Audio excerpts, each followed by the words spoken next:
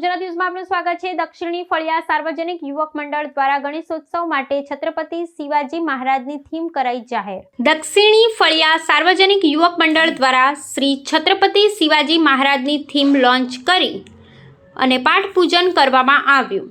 દક્ષિણી ફળિયા સાર્વજનિક યુવક મંડળ દ્વારા આ વર્ષે પણ ગણેશોત્સવની પર્યાવરણ અનુકૂળ ઉજવણી માટે તડામાર તૈયારીઓ શરૂ કરી દેવામાં આવી છે। वर्ष 2000 થી गणेश स्थापना करता मंडले वर्ष 2016 થી संपूर्ण पेपर मटीरियल उपयोग करी 100% इको फ्रेंडली मूर्ति और डेकोरेशन बनावानी अनोखी पहल करी छे।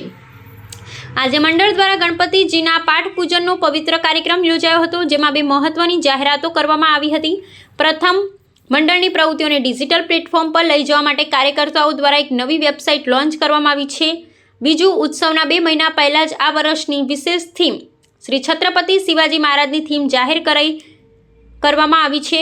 मिलिंद भाई मंडलना कार्यकर्ताओए जणाव्युं हतुं के शिवाजी महाराज मात्र महान योद्धा ज नहीं परंतु एक कुशल राजा, आदर्श पुत्र, वेपारी और फाधर ऑफ इंडियन नेवी पण हता। तेमना जीवन चरित्रना आ पवित्र आ विविध पासाओना डेकोरेशन द्वारा श्रद्धाळुओं समक्ष जीवंत करवामां आवशे, जेने लईने आज पाठ पूजन करवामां आव्युं हतुं।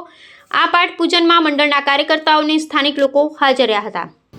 दक्षिणी फळिया सार्वजनिक युवक मंडळ वर्ष आ 2026 है, पण अमारी गणपति स्थापना 2000 वर्ष 2000 थी थई थी और 2016 थी अमे इको फ्रेंडली गणपति स्थापना करी थी।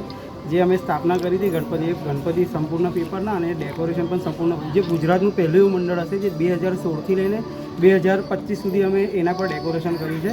अने આજે આપણે ગણપતિનું પાઠ પૂજનનો કાર્યક્રમ રાખ્યો છે। સાથે સાથે આપણા મંડળે તમે જોઈ શકો છો આપણા મંડળના કાર્યકર્તા છે એમને એક વેબસાઇટ લોન્ચ કરી છે। આજે વેબસાઇટ લોન્ચ કરવાના છે અમે, અને સાથે સાથે ફર્સ્ટ ટાઈમ એવું છે કે અમે દર વખતે એવું હોય છે કે અમે ક્યુરિયોસિટી રાખીએ છીએ કે થીમ અમે છેલ્લે ખબર પડે છે। આ વખતે પહેલાં એવું છે કે 2 મહિના પહેલાં અમે અહીંયા થીમ રિવીલ કરીશું, અને એ થીમ હું કહી દઉં છું છત્રપતિ શિવાજી મહારાજ પર છે। કે છત્રપતિ શિવાજી મહારાજ બધાને એવું છે કે ફક્ત એક યોદ્ધા હતા, પણ યોદ્ધાની સાથે સાથે એક સારા રાજા હતા, સારા પુત્ર હતા, સારા વેપારી હતા, જેવું કહેવાય છે એમને ફાધર ઓફ નેવી પણ કહેવામાં આવે। એટલે ઘણું બધું એમનું જીવન ચરિત્ર છે જે અમારા દ્વારા આ વર્ષે મંડળમાં બતાવવામાં અને સમજાવવામાં આવશે।